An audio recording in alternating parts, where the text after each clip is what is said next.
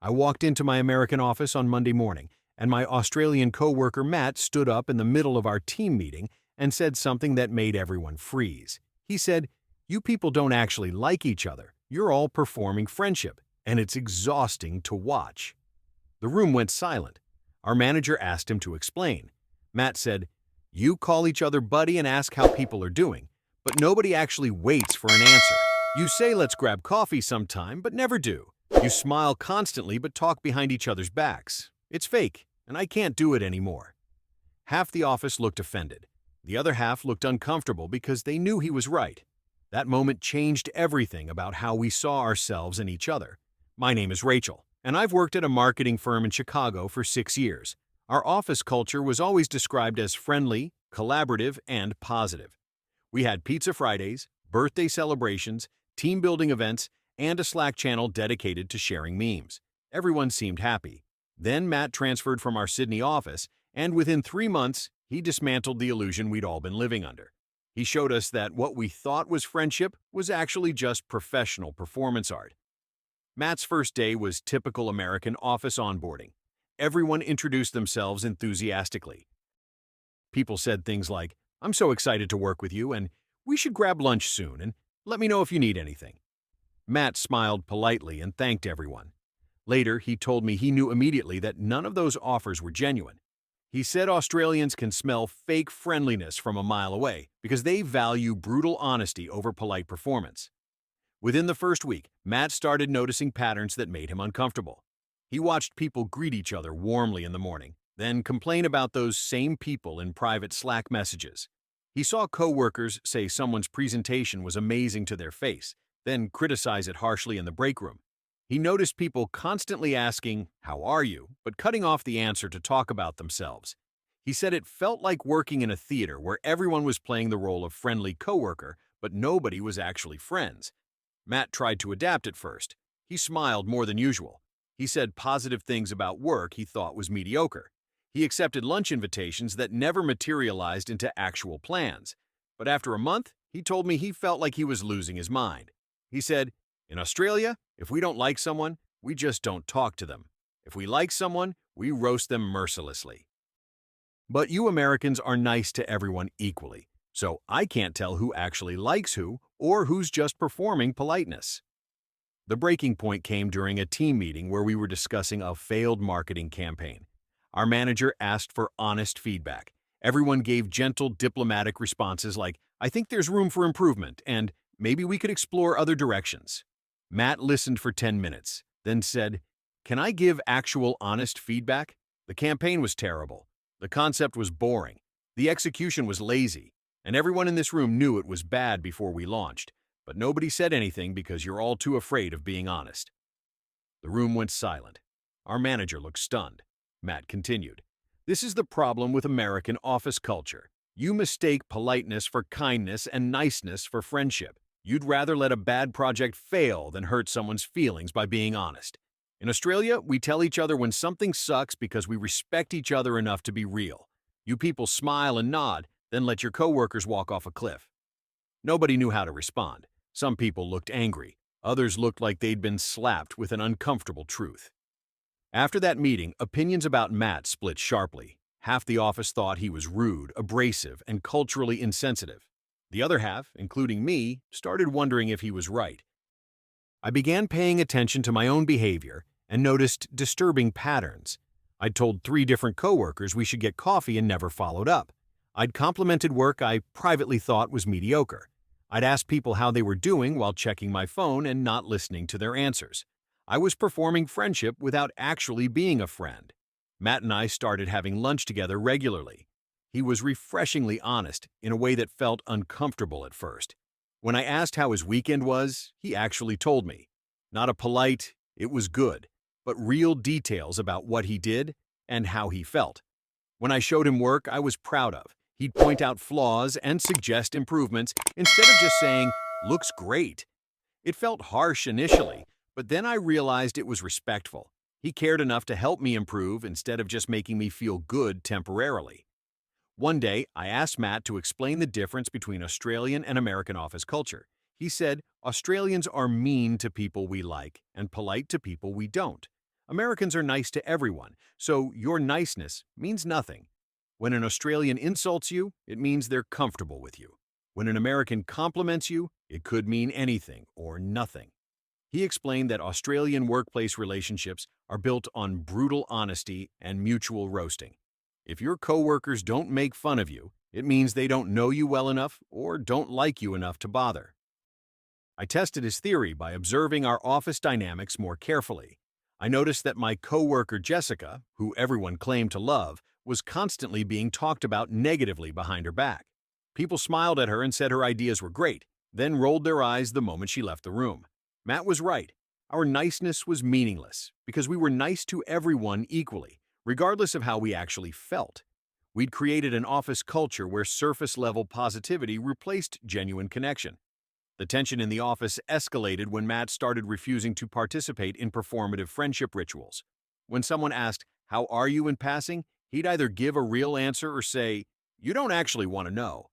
When coworkers invited him to happy hour and then canceled, he started calling them out publicly.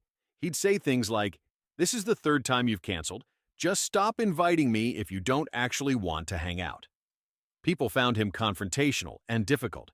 He found us dishonest and exhausting. Things came to a head during a company-wide meeting about improving workplace culture. Our CEO asked for suggestions on making the office more connected and collaborative. Matt raised his hand and said, "Stop pretending to be friends when you're just coworkers. Stop saying let's hang out when you don't mean it. Stop complimenting bad work to avoid awkwardness. Start being honest, even when it's uncomfortable." Australians build real relationships through honesty. Americans build fake relationships through niceness. The CEO looked uncomfortable. Several senior employees looked furious. Our manager pulled Matt aside after the meeting and told him his honesty was creating problems. Matt said, "The problem isn't my honesty. The problem is your culture of dishonesty, and you're uncomfortable because someone finally said it out loud." The manager suggested Matt try to be more diplomatic and positive. Matt said, "I'm not going to perform happiness I don't feel and friendship I don't have. That's emotional labor I'm not willing to do." The manager didn't know how to respond. That conversation got leaked to the entire office through Slack. Suddenly, everyone was taking sides. Team Matt argued that American office culture was indeed fake and exhausting. Team Traditional argued that Matt was culturally insensitive and needed to adapt. The debate got heated. People who'd been polite to each other for years started having real, honest conflicts. And weirdly, those conflicts led to more authentic relationships than years of fake niceness ever had. I found myself defending Matt in conversations with coworkers who thought he was out of line. I pointed out specific examples of our performative friendship culture. The time we threw a goodbye party for someone we all privately disliked. The way we said someone's work was great when we all knew it needed major revisions. The constant let's grab lunch invitations that never turned into actual lunches. Once I started listing examples, people couldn't deny the pattern. One coworker, David, had a breakthrough during a heated argument. He said, "I've worked here for 8 years, and I can't name a single person I'd call in an emergency. We're all friendly, but none of us are actually friends. Matt's been here 3 months, and he's the only person who's had a real conversation with me." Others started sharing similar realizations. We'd built a workplace full of pleasant acquaintances and called it community. Matt had exposed that our culture of niceness was just loneliness with better PR. The office slowly split into 2 camps with very different approaches to workplace relationships. The traditional camp maintained the performative friendship culture, continuing to be nice, positive, and diplomatically dishonest. The honest camp, inspired by Matt, started being direct, giving real feedback, and only offering invitations they actually meant. Interestingly, the honest camp seemed happier despite having fewer friendly interactions. Quality over quantity in relationships, even at work. Matt started a lunch group he called No Bullshit Lunches, where the only rule was radical honesty. You couldn't say something was good if you thought it was bad. You couldn't agree just to avoid conflict. You had to say what you actually thought and felt. 6 people joined initially, including me. Within a month, we'd become genuinely close. We knew each other's real opinions, actual struggles, and honest thoughts. It was uncomfortable at first, but then it became the most authentic workplace relationships any of us had ever experienced. The CEO eventually called another meeting to address what he called office culture division. Matt stood up and said, You don't have team morale, you have team performance. Everyone performs happiness to avoid being labeled difficult. That's not morale. That's fear dressed up as positivity. Real morale comes from genuine connection, and genuine connection requires honesty. Several people started clapping. One senior employee stood up and said, "I've worked here for 12 years, and Matt's been here 4 months, but he's the first person who's ever been real with me. I'm tired of pretending. I'm tired of performing friendship for people I barely know." More people stood up and agreed. The CEO realized he had a genuine culture problem. The company hired a consultant who did surveys and found that 70% of employees felt they had to perform positivity at work. 65% said they'd never had genuine conversations with coworkers despite working together for years. Matt had exposed a systemic problem everyone felt, but nobody had named. Things changed slowly after that. The company started encouraging more direct feedback in meetings. They eliminated forced fun activities that nobody enjoyed, but everyone pretended to love.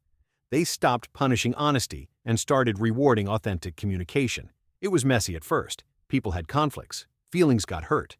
But those conflicts led to real resolutions instead of fake smiles hiding resentment. The office became less friendly, but more genuine. Matt told me months later that he almost quit after that first big meeting. He said, "I thought I was going crazy. Everyone was acting like everything was fine when it clearly wasn't. I felt like I was the only person seeing reality." I told him he'd changed our entire office culture by refusing to perform. He said, "I didn't change anything. I just stopped pretending." And that made everyone else uncomfortable enough to question their own pretending. Not everyone adapted to the new culture. Several employees left, saying the office had become too confrontational. But the people who stayed developed deeper, more authentic relationships. We stopped pretending to like everyone and started building genuine connections with people we actually respected. I learned that American office culture's obsession with positivity creates shallow relationships. We're nice to everyone equally, so our kindness loses meaning. When you compliment everything, your compliments mean nothing. Matt taught us that meaningful relationships require differentiation. You choose who matters and invest genuinely in those people. The biggest lesson was understanding that honesty isn't mean and niceness isn't kind. Honesty can be kind when it helps someone improve or builds genuine connection. Niceness can be mean when it's used to avoid difficult conversations or hide real feelings. American office culture mistakes niceness for kindness and honesty for cruelty. Australian culture, or at least Matt's version of it, understands that real kindness sometimes requires uncomfortable honesty. A year after Matt's explosive meeting, our office looks completely different. We still have friendly interactions, but they're selective and genuine. People don't ask "how are you" unless they actually want to know. We don't invite each other to things we don't mean. We give honest feedback even when it's hard to hear. And weirdly, even though we're less uniformly nice, people report feeling more connected and less lonely. Authenticity beats performance every time. Matt eventually transferred back to Australia, but his impact lasted. Those of us in the honest camp maintained the culture he introduced.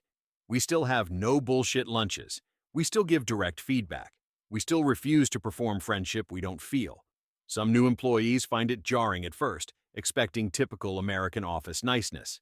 But once they adjust, most prefer the authenticity.